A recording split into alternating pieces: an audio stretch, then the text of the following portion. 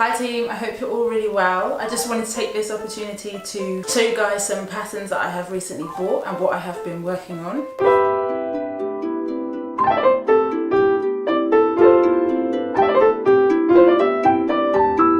For those of you who have been watching my videos for a while, you'll know that every so often I have this internal battle with myself of whether or not to buy new sewing patterns or whether or not to keep drafting new ones myself. But to help me get back into the swing of sewing again and just being a bit more creative with my sewing, I just decided I was going to go out and buy some new patterns. Fortunately, at the point when I decided I was going to do that, there were a few sales on, so I was able to get a good deal on a few of the patterns. And then some of the other ones I had to pay full price, but it's fine. It could be much worse. And I just found that the patterns that I were buying, a lot of the patterns were in the style of things that I wanted to be making anyway, so it just made sense to buy the pattern. Usually I get all my sewing patterns from Jacobs, but this time I used Sew Essentials, which was where I then found all these other patterns by still the big four, but more in the style of what I would like to buy and what I would like to make, which surprised me because I always thought that Jacobs had every single option, but obviously they don't. But I guess that makes sense, you know, if your customer isn't calling out for that kind of stuff, why would you stock it? So I was really pleased to find Sew Essential that had a wide variety of different styles.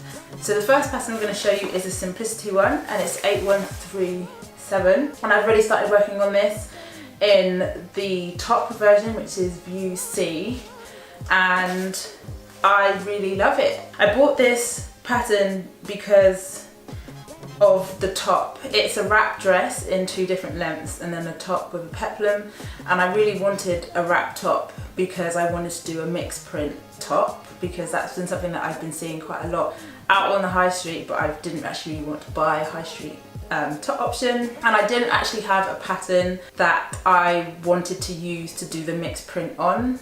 The patterns that I had, it would make it a lot more complicated, but the fabric that I wanted to do the mixed print on was a lot more simple, and it just needed to take to quite a simple pattern, which is what this one is. And this is the top that I have been working on.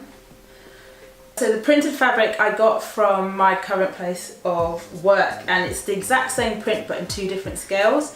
So on the left hand side as worn, it's the smaller scale, and then on the right hand side it's the larger scale, and that is what I wanted. And it was, of the patterns that I have that are top patterns, it would have been a lot more complicated to get the scale sitting properly because there'd be a lot more seams on the front, whereas with this it's just princess seam and then the tie and then the peplum, so you can quite easily see that it's the same print in 2 different scales, and I think it makes a very nice mixed print top. The next pattern I have is also from Simplicity. It's 8687, and I just bought this because as soon as I saw it I immediately thought this is definitely a style of wrap dress, shirt dress that I would wear, so I just wanted to get my hands on it. And there's 4 different styles. I think the variance is more in the sleeve. There's 2 that you can do as a shirt dress with a wrap, which is what I plan on doing, and then there's 2 options when it's just a regular shirt dress but different sleeve options. So I think I'll definitely have a lot of fun with this, and then also once I've made it one way and I know how to use it, it's definitely something I can hack and do my own little tweaks to, and probably use it into something else. So yeah, I was really pleased to pick this one up. I also got a Butterick pattern, which is B6515. Couldn't get all my numbers out there.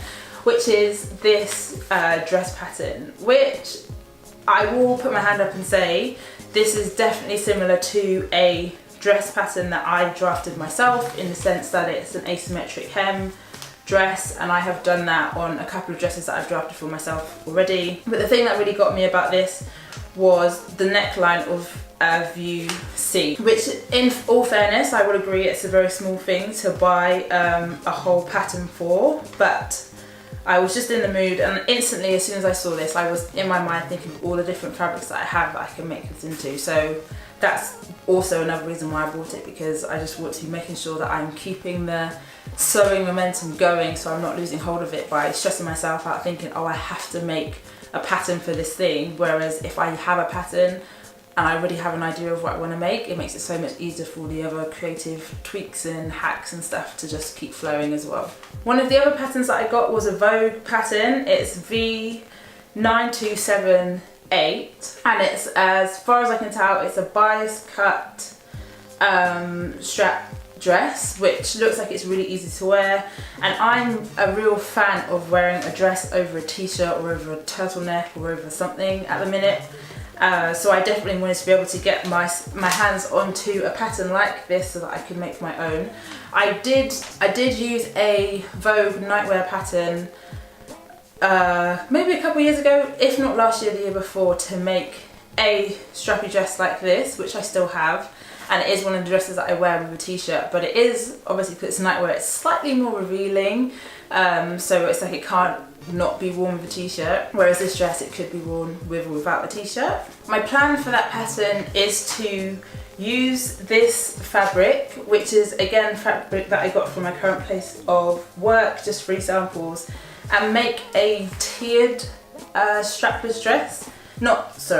Make a tiered strap dress. So I have this McCall's pattern, which is 7752, and view, it doesn't have a view because it's a create your own, but one of the styles that you can create has like a double flounce or double peplum hem. So I want to use this pattern to understand how they've made this so that I can translate it into the dress, so that I can have layered printed sequins on the dress, because this is just gorgeous, gorgeous fabric, and I just think it would look really great all layered one on top of each other. And I'm a real big fan of sequins at the minute, so any excuse that I can make something in sequins is a bonus. And then the final pattern that I have to show you is a Burda style pattern. So it's a bit controversial because I'm continuously saying how their pattern instructions confuse me, and I'm not completely sure all the time that I know what I'm doing, if I'm doing it right. But there was a picture of Rihanna in a dress with or a jumpsuit with, there's a picture of Rihanna in a yellow jumpsuit with a massive bow on the front of it. And I remember looking at that picture very, very recently, thinking to myself, I really wish that I could wear red carpet-esque clothes every day. And like a lightning bolt, it hit me, and it was like, well, you can, because you can make your own clothes, and you could just make it slightly more wearable red carpet stuff, which is something I have wanted. That is probably my biggest motivation for sewing, is to make really extravagant clothes that I wear every day, because I just quite like the drama of it. I mean, I've made how many tutus now? And so when I was then on Sew Essential and I was looking through the different patterns that I could buy, when I saw this, which has a big bow option on it, I was initially reluctant to buy it because I was like, it's Burda style, I don't really get on with their patterns very well.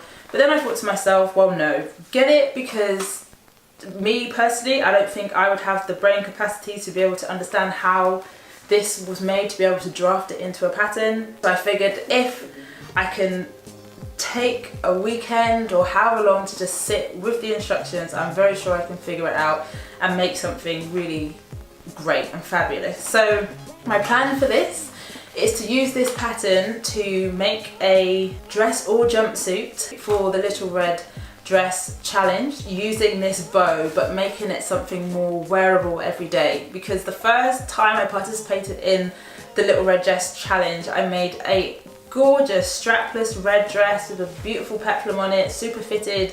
It's great, I really love it, but it's something that you can only wear.